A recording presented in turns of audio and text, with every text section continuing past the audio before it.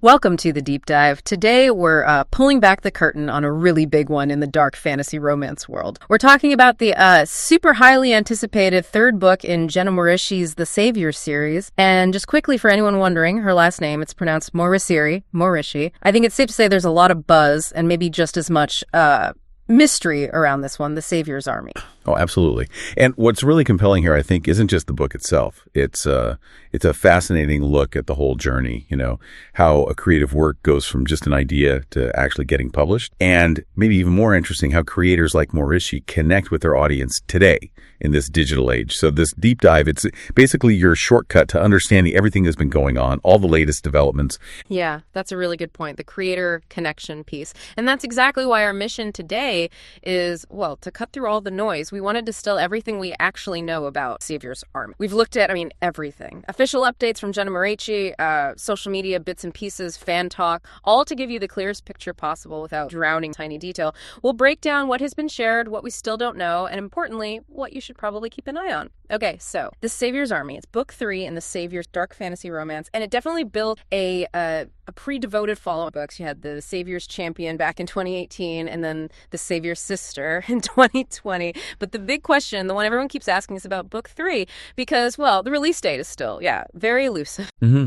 And that elusive date brings up something important, doesn't it? We see this sometimes, series hitting delays or uncertain schedules. What does this kind of prolonged wait for The Savior's Army tell us about what authors are dealing with right now, especially in a genre like fantasy romance, where fan anticipation can get, intense. We do know Jenna Moreci has been pretty open on social media, hasn't she? Telling followers she's in advanced editing stages. And she also mentioned recently, I think, expecting to get the book cover finished in the next month or so. Yeah, the coming month. Which, for fans, I imagine feels both really exciting and maybe a tiny bit like playful torture. That very soon promise she made definitely stirred things up. But we know, right? Soon in the publishing world can mean, a lot of things. And as of right now, today, still no official confirmed date. It does give us a peek into the typical publishing pipeline, though, wouldn't you say? Oh, absolutely. That update about being in advanced stages of editing, that's a key phrase. It suggests the manuscript is probably past the big developmental edits, maybe past line edits too, moving into copy editing or proofreading, that final polish before it gets typeset.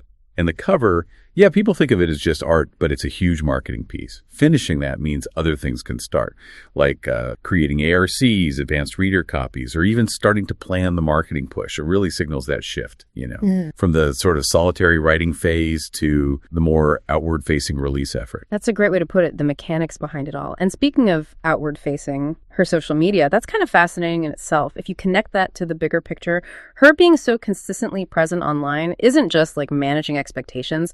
It feels like a real masterclass in modern author branding. Exactly. It goes beyond just status updates. These little micro shares she does on, say, Instagram. They make the publishing process, which is often so opaque, feel more like a shared thing, an ongoing journey. Like, remember that post from June 24th, 2024, showing her current state while editing, just a glimpse, or that reel back in April 2024, where she revealed the asked character. These small touches, done consistently, they really build a deeper connection, loyalty, anticipation, this kind of open, direct engagement. It's become such a critical tool for authors. It almost lets them bypass some of the traditional gatekeepers and talk straight to the fans. Right. And it's not only Instagram. If you check out Goodreads, The Savior's Army is sitting there on her want to read shelf.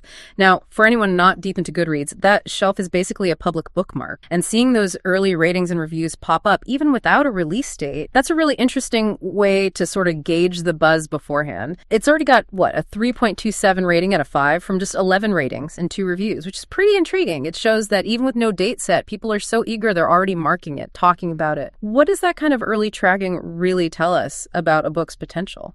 It tells us the community is there. They're invested deeply. Those early clicks, the want to reads, even those speculative ratings, they send a powerful signal to publishers, to other readers. It shows organic demand. Yeah. And that can actually influence decisions down the road, like how many copies to print initially or how big the marketing budget should be. It's like digital word of mouth happening before the book even physically exists. Okay, but here's where it gets really maybe a little. Despite all this online activity, as we're recording this in late July 2025, Jenna Moreci hadn't actually posted any new updates specifically about Army 5. However, there was that really post from June 21st, 25. She explicitly said big news about the series very soon, maybe in about a month. That's the latest breadcrumb we have, and it definitely suggests some, that quiet. So let's try and wrap this up. Where do things stand? Well, the current situation, still no official release date. That's the big one. But Jenna Moreci is clearly deep in the advanced, and she expects to finish the book cover. Plus, we have that really tantalizing update first 2025 very soon, maybe in about a month. So honestly, keeping an eye on her social, that really is the best bet for ongoing directly from her. Right. And thinking about all this, the frequent updates that don't quite commit, the long wait, it makes you wonder, doesn't it? What does this kind of sustained anticipation really tell us about how authors and their dedicated fans relate to each other now? How does sharing the creative process, like bit by bit, actually change how we experience waiting for a book? Does it make the wait itself part of the story in a way? It definitely raises some interesting questions about how we consume creative work today. Yeah, absolutely. That's a really interesting thought to sort of chew on, the anticipation being part of the modern reading experience. So in the meantime, definitely keep your eyes peeled for that promised big news. And hey, maybe it's a good time to revisit The Savior's Champion and The Savior's Sister while you wait. Thanks so much for joining us on The Deep Dive.